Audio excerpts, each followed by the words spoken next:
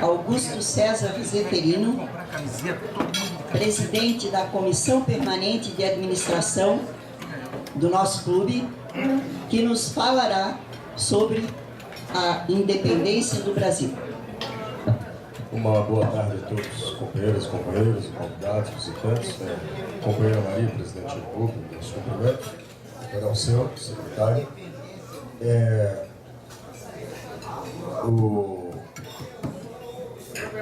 O assunto hoje é a independência. Eu quero dedicá-la especialmente ao companheiro Bessa, que me entregou. Eu já cheio das atividades e com esta gripe, me entregou. Mas fica dedicado ao companheiro, para que fique sempre na lembrança como o ato. Não é pressão. Não, eu agradeço que eu aprendi algumas coisas também, mais no sentido. Bom, a independência do Brasil é um assunto que pertence a todos nós, a todos os brasileiras e brasileiros. Então, é conhecido que cada um de nós vive a independência de uma forma diferente, porque somos pessoas diferentes e somos conhecedores de realidades de forma diferente. Cada um tem o seu enfoque, tem a sua ideologia, a sua percepção do que significa essa independência, tem o seu traçado histórico, geográfico, e de modo que o que se fala aqui é um conjunto de palavras que eu estarei dizendo, mas cada um tem o seu pronunciamento também, né? Porque não se pode aqui atender a todos os interesses de forma unânime, né? De modo que eu peço compreensão para essa parte. E todos nós, de alguma forma, pensamos o Brasil no nosso dia a dia. Não é? E isso vale para qualquer cidadão do mundo, pensa o seu país no dia a dia. Seja como profissional, como cidadão, como ser político que somos, não é? E seja como rotariano mesmo, que fazendo parte do Rotary, nós temos a tendência é que sejamos cidadãos mais esclarecidos e até mais críticos, e de uma percepção um pouco mais apurada da realidade. O fato é que o Brasil está em nós, assim como nós estamos no Brasil, né? Isto é comum a todos os habitantes do mundo, de todos os países. Cada um faz a sua interpretação do país onde vive, tem seus desejos e luta de forma coerente com aquela realidade. A independência do Brasil, acontecimento de 7 de setembro de 1922, portanto há 191 anos, completou agora essa semana, passando de colônia de Portugal a país independente, entre aspas. Eu diria até que não há país totalmente independente neste mundo, não existe. Até hoje continuam muitas amarras, não mais necessariamente com Portugal, mas com outros interesses, e não necessariamente subjugado por outros países, mas por interesses que não obedecem a limites políticos, mas a grandes interesses corporativos e até mesmo ideológicos. Nós, em função de nossos dirigentes, caminhamos para cá ou para lá. Podemos até citar os outros acontecimentos aí na área médica, né? E nós sabemos, a minha interpretação pessoal já é de há muito tempo, eu estive em Cuba 2 vezes, e a tendência desse governo brasileiro é premiar o governo de Fidel, que caiu os recursos da União Soviética, e o Fidel precisa de recursos. E esta é a maneira. Eu sei que eu tenho colegas lá, e 85% do que eles ganham é retido pelo governo. Eles já estiveram aqui, e o dinheiro que eles levaram, eles diziam, infelizmente, eu vou ficar com 15%. Outra vez mais, a maioria, se não a totalidade das nações, obedece a essa lógica. Não? Acredito que, como eu disse, que não haja nenhuma independência. Totalmente. A proclamação da independência feita por Dom Pedro, um jovem, entre aspas, rebelde, de apenas 23 anos, pensemos no caso. O homem que declarou a independência do Brasil faria 24 anos no mês seguinte. Então, é difícil até a gente absorver isso aí. Não foi um homem de bigode, com capacete, montado em um cavalo, poderoso, já maduro, mas um jovem de 23 anos.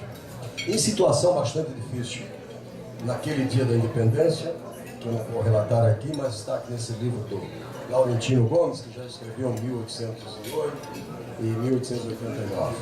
O livro não é um supra-sumo, mas é um excelente livro. Né? Dom Pedro passou muito mal naquele dia. Então, às margens do Ipiranga, nas cercanias da então Vila de São Paulo, poucos milhares de habitantes, não era um grande centro, ofereceu um quadro mais simples e espontâneo do que aquele apresentado no quadro do Pedro Américo, o famoso quadro do Grito da Independência. É uma expressão romântica de um artista envolvido por todo um sentimento, etc. Mas a realidade era outra. Era uma estradinha simples, com mato, etc., sem nenhuma, a não ser uma vendinha nas proximidades, e, portanto, toda aquela empolgação. É bom que se tenha aquela imagem, que sempre ajuda um pouquinho, né? Mas, na realidade, o quadro era bem diferente. Como causas gerais que levaram ao chamado Grito do Ipiranga, estão, primeiro, o desejo de significativa parte da elite política brasileira em conquistar a autonomia política do país. Já havia uma massa bastante forte nesse sentido. Embora pontos de resistência, por exemplo, aí. B. Desgaste do sistema de controle econômico, com restrições e altos impostos exercidos pela coroa portuguesa no Brasil. Para que tenhamos uma ideia, Dom Pedro, imediatamente, ele começou a sanear as finanças.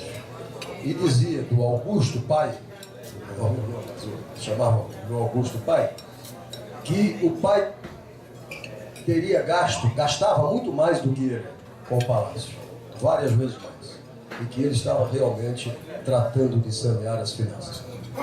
Expressou preocupações na área educacional, né, na área da saúde, na área militar, inclusive, quando ele diz que o setor militar estava desprovido de tudo, inclusive de ética, porque era uma bagunça geral. Né? Com a entrada do Dom Pedro, ele realmente, apesar de jovem, claro que os seus conselheiros, ele começou a agitar, né, o processo de melhoria do país. E continuamos agitando e vamos agitar séculos afora. Quais Dom Pedro? Né? E terceiro, eu colocaria a tentativa da coroa portuguesa em recolonizar o Brasil após a retomada lá do governo de Portugal, frente à situação anterior, quando a França havia, né, invadido tudo aquilo. Aí Dom João volta para Portugal e reacende lá aquela ideia de que o Brasil não mais seria parte da tríplice, né, Portugal, Algarve e Brasil, mas sim somente voltaria à condição de colônia, né, que servia, não teria poder e servia para a exploração. Bom, como acontecimento ainda precedente, nós temos o dia do fico, quando, em 9 de janeiro de 1822, por determinação da coroa portuguesa, chega uma ordem para que Dom Pedro volte a Portugal. E ele, dentro das circunstâncias, circundado pelos seus ajudantes, né, nós vamos descobrir que eram todos jovens naquele momento do Grito do Ipiranga. Tinha um senhor lá de 40 anos, 41. Os outros eram todos abaixo de 30. O jovem de 21 anos estava com ele, que fez parte do grupo que declarou a independência do Brasil. Foi um movimento da juventude, uma tomada das ruas. Né?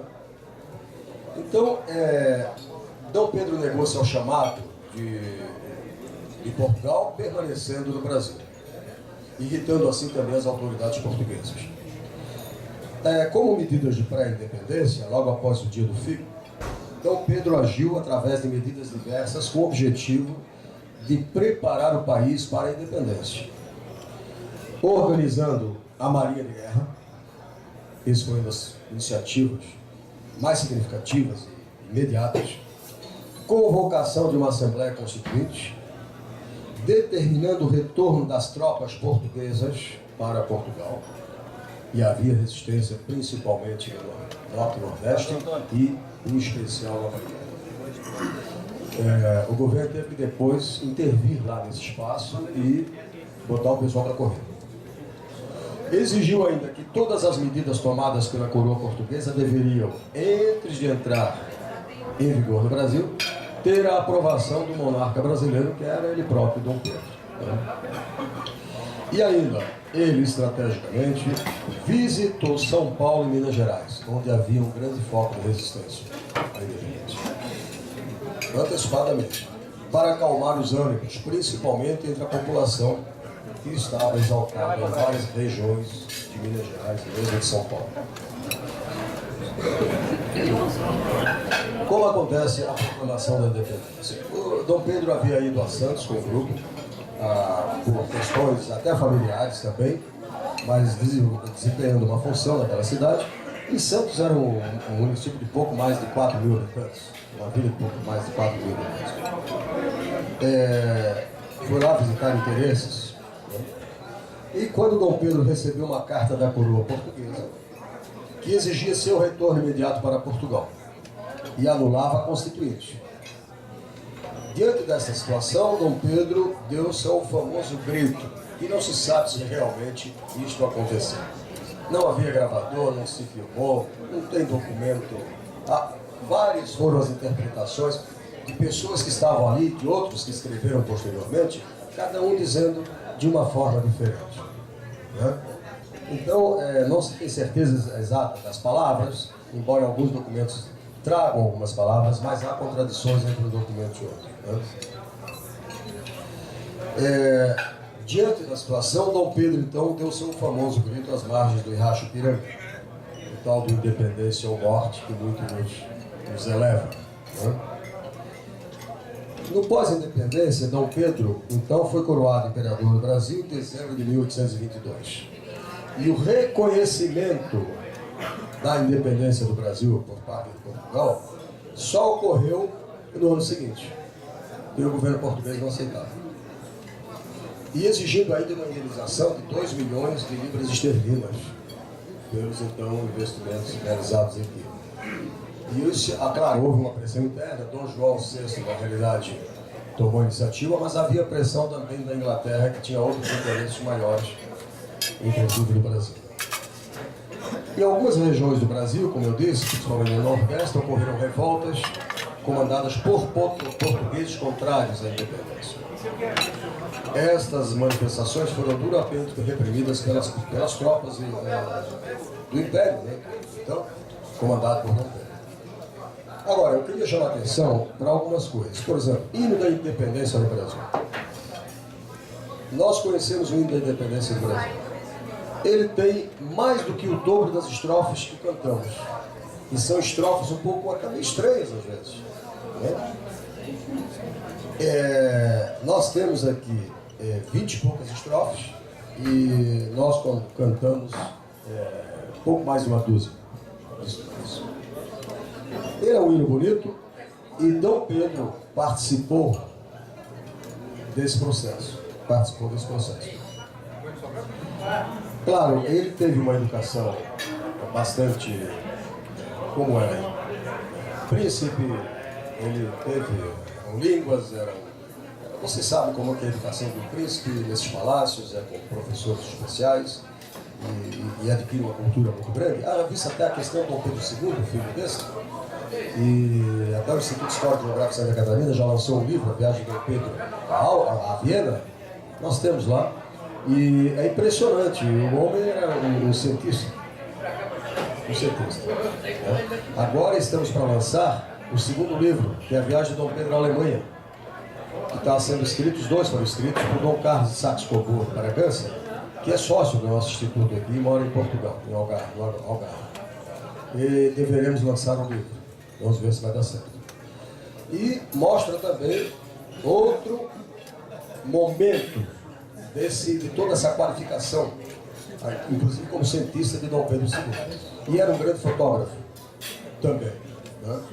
Tem aí centenas de imagens que foram tiradas por ele. Quando chegamos no hino nacional brasileiro, como é que começamos? Começamos com a independência, ouvindo no Ipiranga as margens clássicas, não é?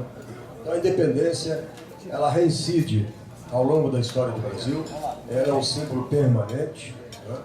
que está em nós, que está nas escolas, e agora parece que vai haver um esforço de se cantar os hinos na escola, nas escolas novamente, né? Para que não aconteça o que acontece hoje, quando o desfile militar de 7 de setembro não mais pode acontecer na Beira-Mar, porque atrapalha o trânsito, vai lá para o... Agora foi para a Avenida Beira-Mar, mas a parada gay acontece. O trânsito, não sei como é que ele me atrapalhou muito, porque eu voltei do norte e tive que vir até a ponte. O presidente da Câmara sabe por quê. Eu só queria fazer alusão agora, que o nosso tempo está terminando, né? É o seguinte, é sobre o primeiro discurso oficial, de Dom Pedro, enquanto imperador do Brasil. Quando ele abriu os trabalhos da Assembleia Geral Constituinte e Legislativa Brasileira, em 3 de maio de 1823. Portanto, alguns meses depois da independência, Dom Pedro abre a Constituinte e faz um discurso onde ele traz todo o histórico, todas as preocupações, e é interessante porque ele faz alusão desde os momentos anteriores à independência e sobre as propostas dele para o futuro do Brasil. E nós vamos ver que muitas coisas foram realmente iniciadas e até se teve bastante êxito, e alguns dos problemas continuam até hoje, né? Gastos públicos, por exemplo, que continuam, né? E até uma tal de cláusula, o quê? Cláusula, para dar um jeitinho lá em Brasília, nos nossos amigos lá do Mensalão. É complicado. Então, mas tem uns trechos interessantes, só que não dá tempo de ler aqui, alguns parágrafos que eu realcei. Infringentes, o tal dos infringentes. Que infringe mesmo é a dignidade do brasileiro, né? Está infringindo a dignidade do brasileiro. E aí nós ficamos nesse mar de ilusões, em largos infringentes. Bom, eu só queria agora, finalmente, dizer, novamente, desse livro aqui do Laurentino Gomes, que é sucesso aqui lá em Portugal também, mas se não quiserem ler o livro, leiam a contracapa. Leiam a contracapa. Eu acho que 3 minutinhos eu consigo ler.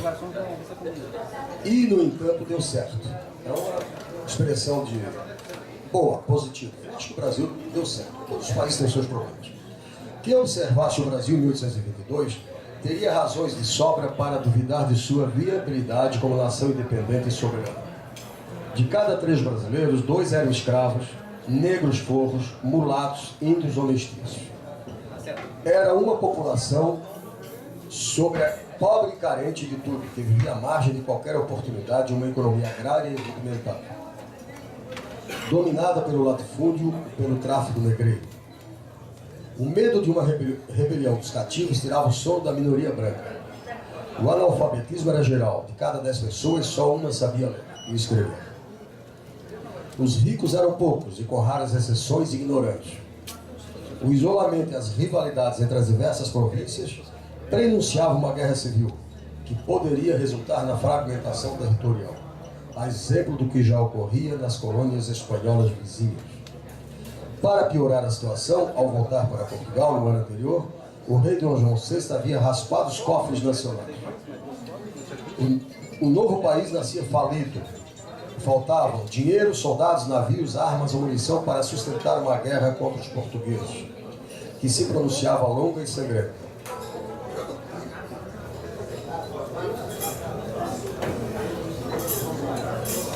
As perspectivas de fracasso, portanto, pareciam bem maiores do que as de sucesso.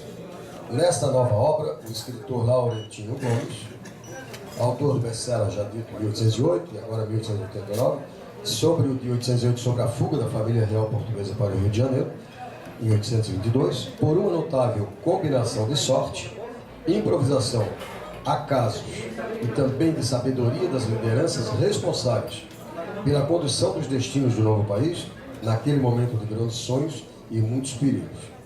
Então, isso aqui é uma conversação em menos de uma página, eu achei muito interessante, muito boa.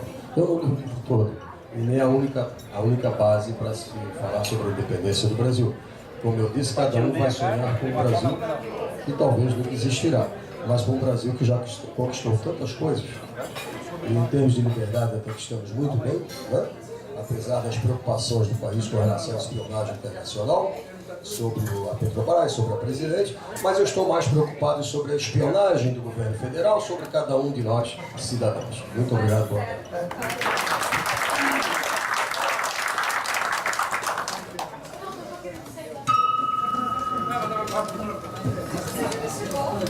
Muito obrigada, companheiro Augusto César, pela sua brilhante palestra.